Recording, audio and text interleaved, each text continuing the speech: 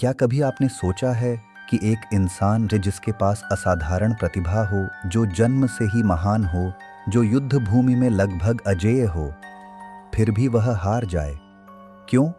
क्या केवल भाग्य की वजह से, या फिर इसलिए क्योंकि उसने सही और गलत के बीच गलत पक्ष चुन लिया था?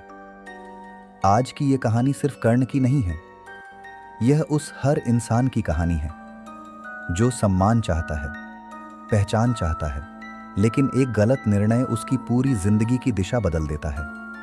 और जब कुरुक्षेत्र की धूल उड़ रही थी, तब एक योद्धा अपनी सबसे बड़ी लड़ाई लड़ने जा रहा था, अपने शत्रु से नहीं, अपने भाग्य से। और अगर आप इस महाभारत यात्रा में शुरुआत से हमारे साथ हैं, तो आपने देखा है कि कैसे हस्तिनापुर के राजमहलों से शुरू हुई यह कथा धीरे धीरे वनवास तक पहुंची, फिर अज्ञातवास आया, फिर शांति के प्रयास हुए, और अब हम पहुंच चुके हैं उस मोड़ पर जहां महाभारत का युद्ध अपने सबसे निर्णायक चरण में प्रवेश कर चुका है। यह हमारी महाभारत पुस्तक यात्रा का अगला पड़ाव है।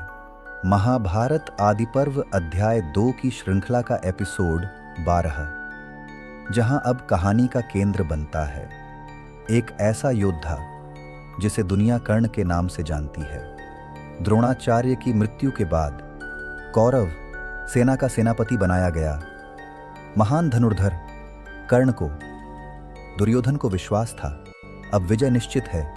युद्ध भूमि में उतरते ही कर्ण ने अपना विकराल रूप दिखाना शुरू कर दिया। उसके बाणों के सामने पांडव सेना टिक नहीं पा रही थी। वह एक एक करके अनेक महारथियों को पराजित करने लगा, लेकिन उसी युद्ध भूमि में भीमसेन की आंखों में सिर्फ एक लक्ष्य था, दुःशासन। वही दुःशासन जिसने द्रौपदी का अपमान किया था। और फिर आया प्रतिशोध का वह क्षण। भीमसेन ने दुःशासन को युद्ध में पकड़ लिया और अपनी प्रतिज्ञा पूरी की। उन्होंने दुःशासन का वध कर दिया। कुरुक्षेत्र की भूमि उसके रक्त से लाल हो उठी। रात्रि युद्ध में भीमपुत्र घटोत्कच रणभूमि में उतरे और अपनी मायावी शक्तियों से कौरव सेना में विनाश मचा दिया। पूरा आकाश अंधकार और अग्नि से भर गया। तब दुर्योधन भयभीत हो उठा और उसने कर्ण से कहा, घटोत्कच को अभी रोको। लेकिन कर्ण जानता था उसके पास केवल एक ही दिव्य शक्ति बची है, इंद्र द्वारा दी गई वासवी शक्ति, जिसे वह अर्जुन के लिए बचाकर रखना चाहता था।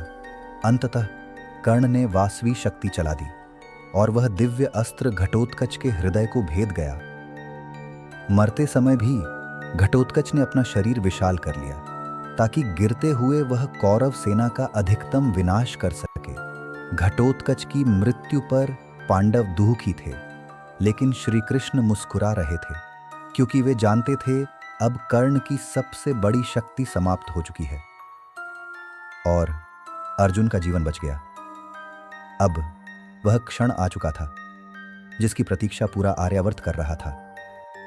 अर्जुन और कर्ण, दो महान धनुर्धर, पहली बार पूर्ण शक्ति के साथ आमने सामने थे। दोनों ओर से दिव्य अस्त्रों की वर्षा होने लगी। आकाश कांप उठा, पृथ्वी थर्रा गई। देवता भी इस युद्ध को देखने लगे, लेकिन तभी भाग्य ने करवट ली। कर्ण के रथ का पहिया भूमि में धंस गया।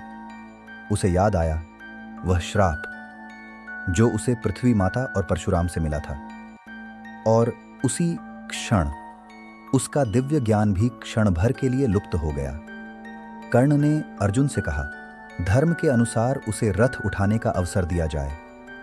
लेकिन श्री कृष्ण ने अर्जुन को याद दिलाया कि यही कर्ण द्रौपदी के अपमान के समय मौन था और अभिमन्यु वध में भी शामिल था।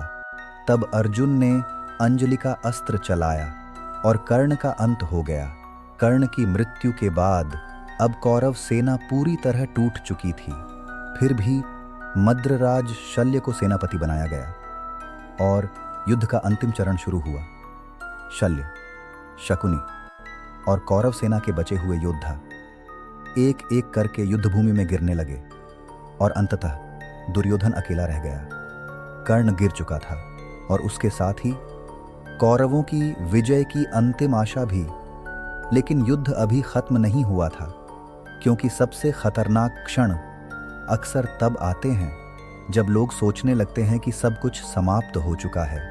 अब दुर्योधन अकेला है, उसका साम्राज्य टूट चुका है। उसके भाई, उसके मित्र, उसके महान योद्धा सब कुरुक्षेत्र की मिट्टी में समा चुके हैं। लेकिन अभी बाकी है अंतिम प्रतिशोध, अंतिम क्रोध और अंतिम विनाश। अगले एपिसोड में आप देखेंगे दुर्योधन का अंतिम युद्ध, भीम की वर्षों पुरानी प्रतिज्ञा और अश्वत्थामा का वह भयानक निर्णय जो युद्ध खत्म होने के बाद भी हजारों लोगों का भविष्य बदल देगा। क्योंकि महाभारत हमें बार बार एक ही बात सिखाती है, युद्ध रणभूमि में खत्म हो सकता है, लेकिन उसके परिणाम पीढ़ियों तक चलते हैं। अगर आप भी इस महाभारत यात्रा को शुरुआत से अंत तक समझना चाहते हैं और हर अध्याय के पीछे छिपे धर्म, नीति और जीवन के रहस्यों को जानना चाहते हैं, तो चैनल को सब्सक्राइब जरूर करें, क्योंकि अब महाभारत अपने अंतिम अध्यायों की ओर बढ़ रही है। जय श्री कृष्ण।